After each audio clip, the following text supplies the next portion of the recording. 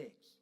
We therefore have the honor tonight of hearing from one of the most dynamic leaders in Asia, whose country depends on finding the right combination of economic development, diplomatic relationships, military accords, confidence-building measures, and legal instruments to buttress its national security.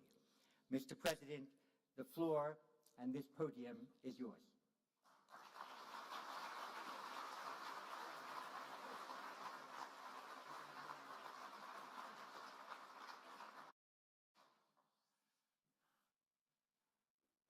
Thank you very much for that very kind and thorough introduction.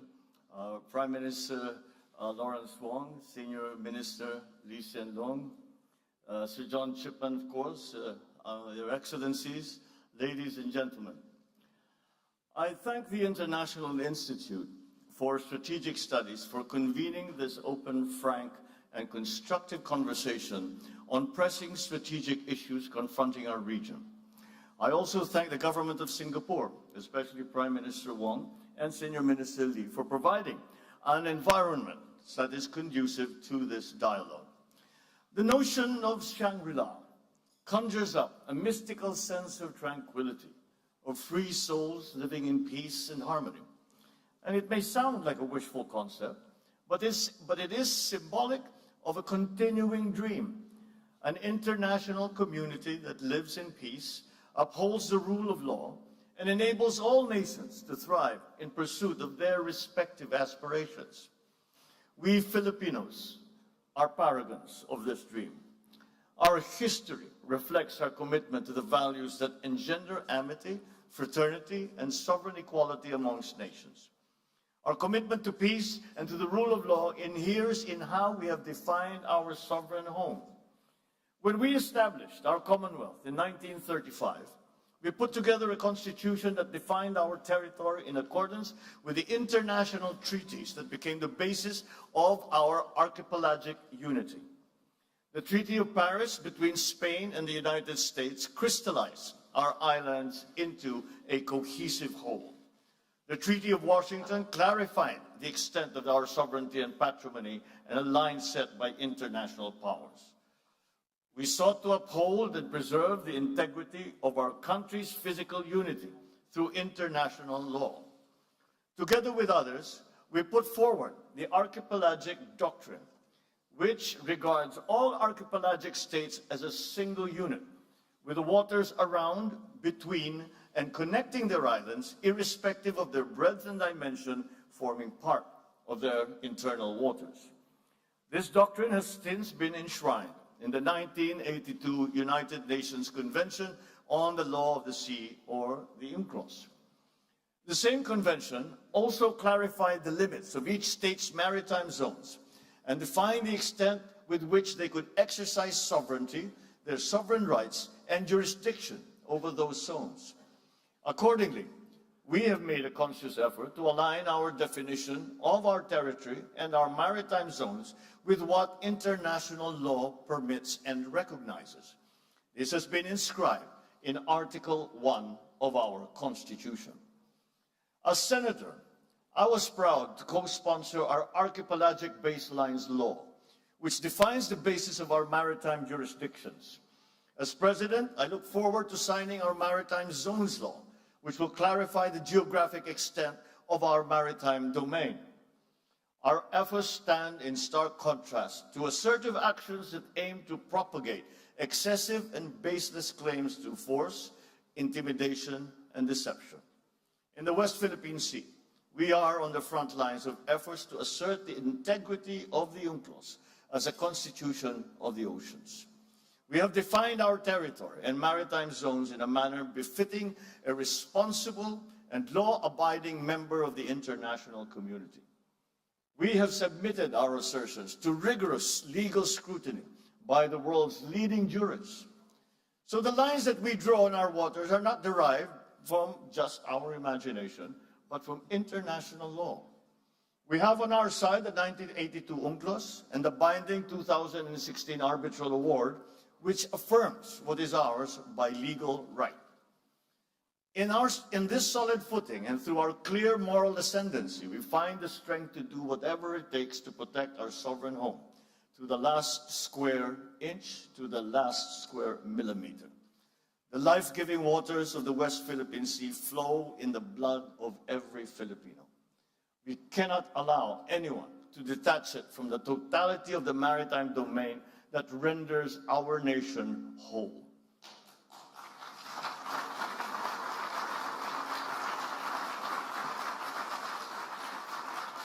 As President, I have sworn to this solemn commitment from the very first day that I took office. I do not intend to yield. Filipinos do not yield. Ladies and gentlemen, we are not only unyielding in protecting our patrimony, our rights, and our dignity as a proud and as a free country. We are also firm in our commitment to regional and global peace. We renew this commitment at this turbulent juncture of our history. I will repeat what I said at the United Nations almost 2 years ago. Amidst challenging global tides, an important ballast stabilizes our common vessel. Our open, inclusive, and rules-based international order is governed by international law and informed by the principles of equity and of justice. For the past 79 years, this rules-based order has allowed our region to flourish. The stability and the predictability that it has engendered has been crucial to the success of the stories of our region. Be it the post-war revival of Japan, the economic miracles of Korea in Southeast Asia, the rise of China and of India. When this world order was built in 1945, our forebears vowed to make the floors of the United Nations the last battlefield. We made a determination for humanity to survive and to never again be wiped out in another Holocaust. The Philippines has always been part of that history. Amidst the rubble of war, we were there, amongst the architects of the new peace. We stood on behalf of colonized peoples of Africa and Asia. We opposed attempts to dilute the inviolability of the right to self-determination. We helped enshrine the right to independence in the Charter of the United Nations. In 1982, we led our global community in unanimously adopting the Manila Declaration on the Peaceful Settlement of Disputes. This affirmed that differences amongst nations must always be solved peacefully through legal and diplomatic processes, never through the threat or the use of force. Today, these norms are under significant stress. The world is facing a watershed moment. In our region, recent patterns of aggression and militarization and emerging arms races threaten our lands of promise with an uncertain future. In the midst of these significant shifts, I see 7 realities in the Indo-Pacific. First, the future of our region will be determined by many nations, each with its own unique experiences and aspirations. Yet, their respective agencies are being challenged by attempts to undermine our faith in prevailing international norms. Second, the strategic competition between China and the United States is permeating the evolving regional landscape. This rivalry is constraining the strategic choices of regional states. This contest is exacerbating flashpoints and has created new security dilemmas. Third, the region looks to ASEAN as the institution that will hold the center amidst these evolving dynamics. Yet, challenges threaten our unity and our centrality. Fourth, as geopolitics continues to permeate the global governance infrastructure, the role of bridge builders have become increasingly important to forge decisive multilateral solutions. Fifth, the global commons will continue to be crucial to the security of all states in the region.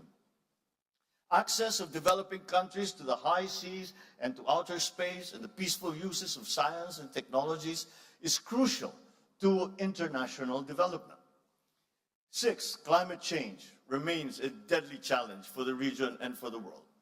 It is the first truly global threat, and for the first time, we face a crisis that affects every single human being on Earth and requires action from every single human being as well. And finally, the development of advanced technologies is rapidly transforming human life and experience.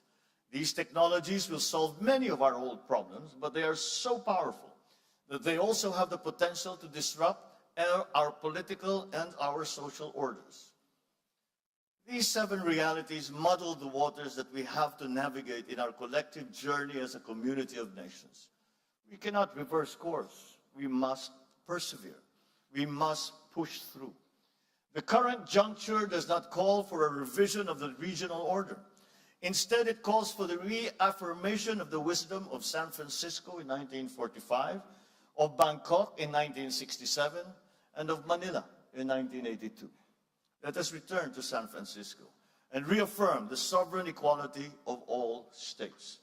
We must reject unjust narratives that seek to subsume distinct national interest in the so-called major country dynamic, which seeks to impose a hierarchy amongst nations. Those who came before us worked painstakingly throughout the last century to bury the era of spheres of influence and of buffer states. We should not allow its ghost to haunt our region once again. Let us also return to Bangkok and support ASEAN's effort to build a rules-based, people-oriented, and centered on regional community. Any state that professes a stake in the continued peace and stability of this region must respect ASEAN centrality, not only with words, but with action. All partnerships and arrangements must never displace or dilute, but rather uphold and complement ASEAN's central role. So let us return as well to Manila and reaffirm our common understanding of how international law governs the peaceful settlement of disputes. Amidst misleading narratives that seek to discredit international legal procedures, there is a need to reaffirm those modalities are an expression of good faith. They are a service to the progressive development and codification of international law. They are never an unfriendly act. Ladies and gentlemen, the past inspires the needed clarity and foresight to confront the challenges of the present and to build a future to which we all aspire. From the achievements of San Francisco, Bangkok, Manila, we as a region draw our abiding compass. First, the sovereign equality of states must remain sacrosanct. Second, ASEAN and ASEAN-led processes must remain central. Third, the rule of law and the integrity of multilateralism must prevail. These 3 constants guide our efforts to prepare ourselves for the challenges ahead. We need to begin by resoundingly rejecting misguided interpretations that paint our region as a mere theater of geopolitical rivalries. We are not mere bystanders to unfolding world events. We are the actors that drive those events. We are the main characters in our collective story. We are the owners of the narratives of our regional community. Thus, we reject any attempt to deny strategic agencies, especially by force, that seek to subordinate our interests to anyone else's. China's determining influence over the security situation and the economic evolution of this region is a permanent fact. At the same time, the stabilizing presence of the United States is crucial to regional peace. It's never a choice. Both countries are important. The continued stability of this region requires China and the United States to manage that rivalry in a responsible manner. Pending the total elimination of nuclear weapons, China and the United States have a unique responsibility to undertake concrete measures to reverse the recent increase in nuclear stockpiles and to alleviate the risks of nuclear conflict. For a long time, the nuclear disarmament discourse has focused on the Euro-Atlantic. Together with our strategic partners, Australia and Japan, the Philippines has been seeking to bring Indo-Pacific issues to the fore. We promote nuclear risk reduction in the region through the ASEAN Regional Forum. We push for the negotiations for a fissile material cut-off treaty at the United Nations. We will not waver in these efforts.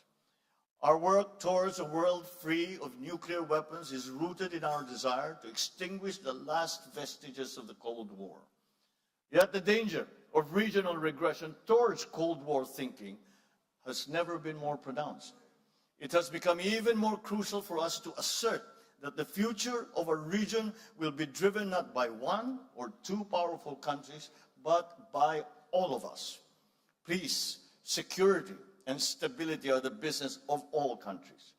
The interests and responsibilities of all states in the community of nations must always be acknowledged. All our voices must be equally heard. As a Pacific nation, the Philippines shares with our eastern kin the same experience of a climate-vulnerable country. It is clear to us that the Pacific Island states must become part of any meaningful discussion regarding the future of our region. It's time to put the Pacific back into Indo-Pacific. We also share with South Asia states similar aspirations as rapidly growing economies. Their continued development rests upon the maintenance of peace and stability in the Indian Ocean region. In the same vein, the economic security of East Asia depends upon the freedom of navigation and unimpeded passage in the South China Sea and in the East China Sea, and the stability of the Korean Peninsula and the Taiwan Strait.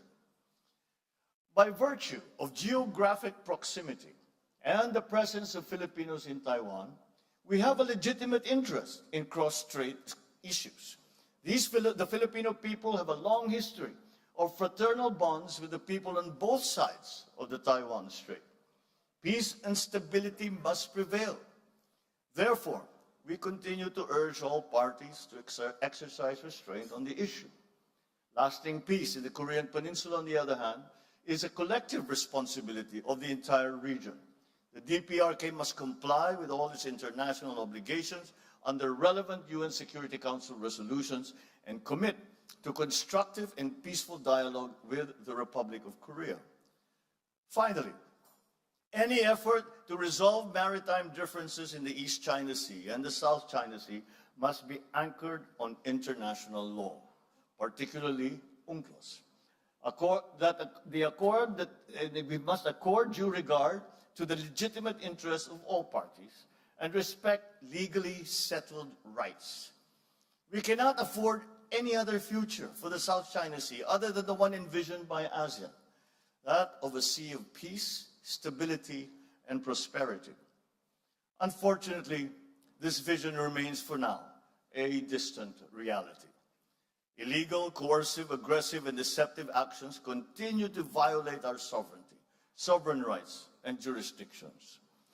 Attempts to apply domestic laws and regulations beyond one's territory and jurisdiction violate international law, exacerbate tensions, and undermine regional peace and security.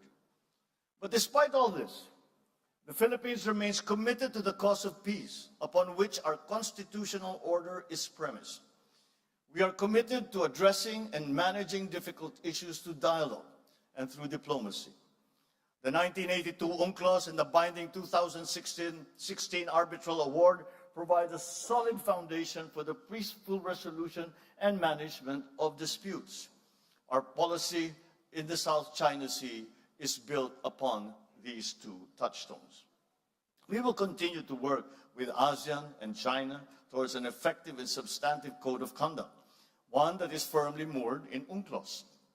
As the world's second largest archipelagic nation, we have more sea than land in our territory. We are among 18 mega-diverse countries in the world, and we have the fourth longest national coastline. We will continue to build upon our significant footprint in enriching UNCLOS, the Convention on Biological Diversity, and the High Seas Treaty.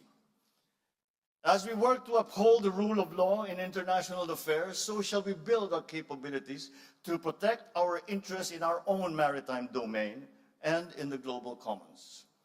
Under our comprehensive archipelagic defense concept, we shall develop our capacity to project our forces into areas where we must, by constitutional duty and by legal right, protect our interests and preserve our patrimony. And as we build our defense capabilities, so shall we continue to invest in diplomacy. Our commitment to ASEAN centrality shall remain a core element of our foreign policy. At the same time, we shall strengthen our alliance with the United States and our strategic partnerships with Australia, Japan, Vietnam, Brunei, and all the other member states of ASEAN. We will also pursue more robust collaboration with friends, such as the Republic of Korea, India, amongst others. Collaborative endeavors among a few states that share specific interests built into pillars that support the architecture of regional stability. It is in this spirit that we pursue trilateral collaboration with Indonesia and Malaysia in the Celebes Sea. It is the same rationale behind our broader cooperation with Australia, Japan, and the United States in our exclusive economic zone. Last month, the Philippines, Japan, and the United States adopted our joint vision statement on enhancing economic cooperation and contributing to regional peace and security through trilateral cooperation. These partnerships reflect our commitment to preserving, defending, and strengthening the rules-based regional order. And yet the scope, the depth, the breadth of the challenge that our region now faces requires our collective, our inclusive, and our decisive action. Addressing the realities of our regional security landscape requires our greater collective political will. Let us begin by realizing the vision set for us by leaders past. In 1976, 5 leaders of Southeast Asia, including my father, signed the Treaty of Amity and Cooperation in the Southeast Asia, or the TAC. This landmark treaty is meant to promote perpetual peace, everlasting amity, and cooperation amongst nations. Its goal is to contribute to their strength, the solidarity, and closer relationship. The TAC's provisions were relevant then, and they remain relevant to this day. It is no wonder then that the 54 parties from all regions of the world, many of which are represented in this dialogue, have now acceded to this landmark instrument, with nearly a dozen more countries expressing their desire to be bound by the TAC's tenets. This indicates that all stakeholders in the future of this region are committed to peace. It is timely for parties to consider how this treaty can help address the geopolitical and geoeconomic issues facing the region today and the looming challenges ahead. So as we look to the future, let us breathe new life into this noble purpose and the principles of this treaty. Ladies and gentlemen, beyond the regional horizon, we recognize the importance of upholding multilateralism. It remains the single viable platform for collective action against transcendent global challenges. We must therefore step back from the precipice of paralysis. We should transcend geopolitics, find common ground, work to strengthen global institutions.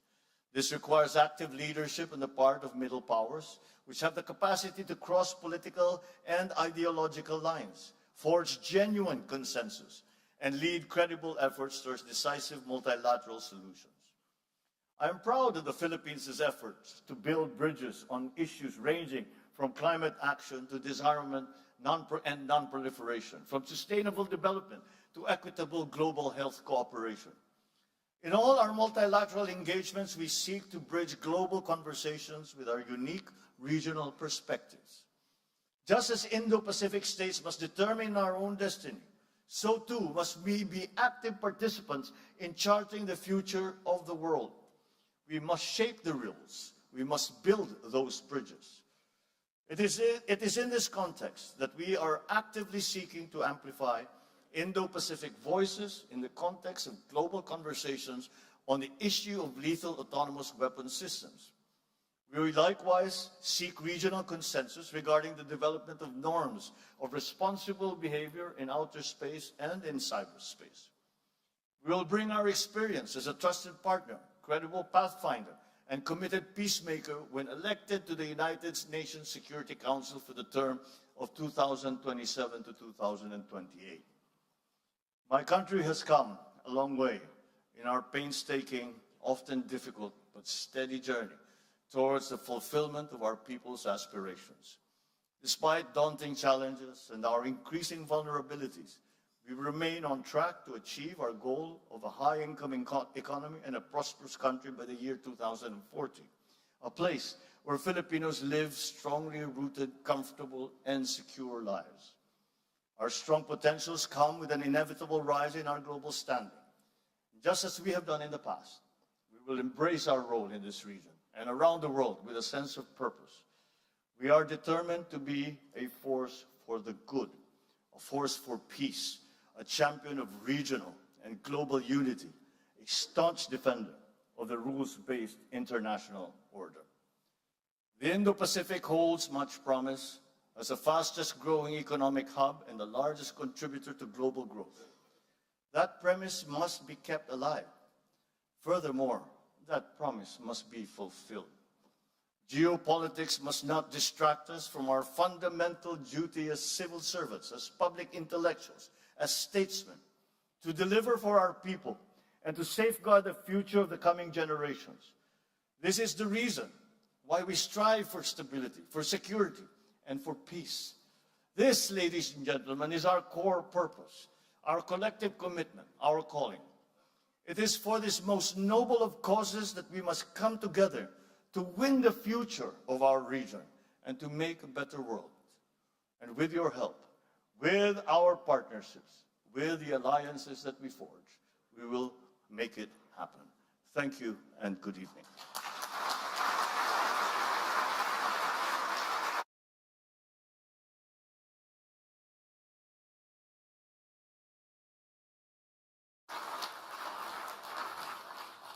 Thank you very much for an inspiring address. You've been kind enough to take perhaps 2 or 3 questions. So I will scan the room and see if an arm is raised or a hand or another gesture. There we are. If you were to stand up, sir, a microphone will come to you. May I remind you that we need a question and take no more than 60 seconds if you can, as will your successor. Thank you very much, Chair. Give me this wonderful chance to ask a question to President. Mr. President, I noticed in your speech you mentioned many times about ASEAN centrality. And review the TAC, which your father signed, that show the bond of ASEAN. I think the ASEAN centrality is very important, but it's not, we cannot take it for granted. It comes actually comes from the ASEAN way, the 3 principles. First, mutual respect. Second, consensus building. Third, considerate other parties' comfort level. In my words, to put it simply, we can summarize it as 3 no's: non-intervention, and non-use of force, and non-hyping up hot spots. Only because of these principles strictly followed by ASEAN members and other stakeholders that we have ensured the ASEAN and East Asia at large for a long-lasting peace since the end of the colonial rules in history. So we cherish a lot. I fully agree with you. I support the centrality of ASEAN. And even some professor like Cashion Makboni, he suggests ASEAN is deserved to award a Nobel Peace Prize. I agree with him. Thank you very much. I think your question is, do you agree with me? So President Marcos, yes, please. My question is, President, in the eyes of the international community, some of your Philippines behavior in recent times, it now sounds like you really consider other parties' comfort level, and there is a risk of ruining the regional long-earned, long-lasting peace since the end of the colonial history. What's your comments on that? Thank you very much. Well, I cannot imagine what you must be referring to if the reference or the allusion is to the Philippines somehow tearing apart what we have agreed on with in terms of ASEAN centrality.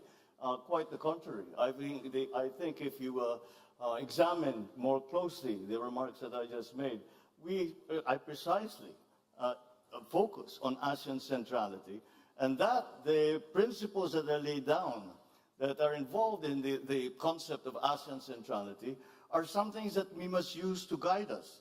And if we have been distracted in the past years or so, then it's time for us to return and remember, once again, what ASEAN was created for. And that is to create an aggregation of nations that have very many common interests, and that can be, and that partnerships within that multilateral organization can help each other and help the region. And so the Philippines is still remains true to the principles that were established and upon which ASEAN was born.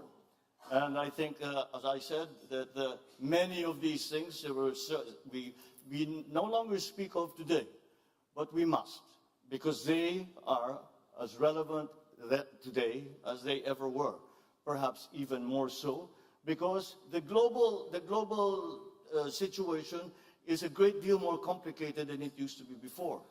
I would even go far as to say there is no such thing as a regional issue any longer. We have all experienced the unexpected effects of the war in Ukraine, of the conflict in the Middle East, and all of these. And when we talk about the South China Sea, we have to also remember that the South China Sea is the passageway for half of the world trade, and therefore the peace and stability of the South China Sea and the freedom of navigation of the South China Sea is a world issue. And that is what I am proposing. And I am saying that yes, it is a regional issue, but we must examine and be part of the discussion. We must include all parties in the discussion, because now it is not just ASEAN member states who are stakeholders. And it is quite easy to see that it is, in fact, the entire world that have become stakeholders in the peace and stability of our region. Thank you. I'll take one question. Yes, you, sir, with your hand up. If you stand up, it might attract magnetically a microphone towards you. Thank you very much. And immediately after your question, once you've identified yourself, I'll ask a third person for the final question. The President will take both. Thank you, sir. Thank you, John. It's Dimitri Sevastopoulos from the Irish delegation of two people. Another small country.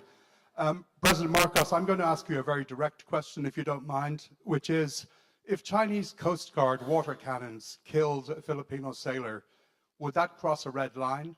And then can you also give us a sense of what are the actions that would trigger a request from Manila to Washington to invoke the U.S.-Philippines Mutual Defense Treaty? Thank you. And I will ask, as the last question, Justin Bakisal. If you could stand, I know you sought the floor, and if a microphone were to come to you, you're right over there. Thank you. And the President will then answer both questions. Thank you. You're one of our young leaders from ASEAN, so please go ahead. Magandang gabi, Mr. President. Good evening, Mr. President. My question relates to your vision for the force posture of the Philippines by the end of your term. So the Philippines has always discussed that the defense of our national territory is primarily our responsibility under the Unilateral Defense Plan. So what specific force packages are you eyeing particularly in the next coming years, and what exactly are we to expect after Horizon 3 of the AFP modernization program? Thank you. Thank you.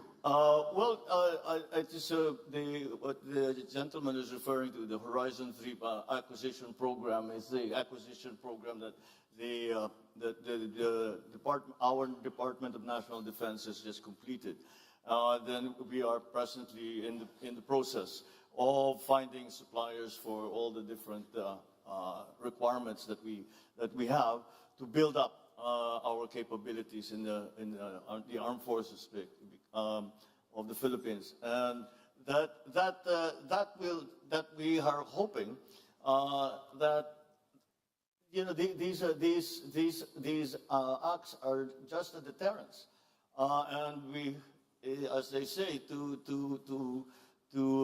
work for peace, prepare for war, and it is an unfortunate truth, but and that is why we have undertaken this long-term. It has been going on for many years now.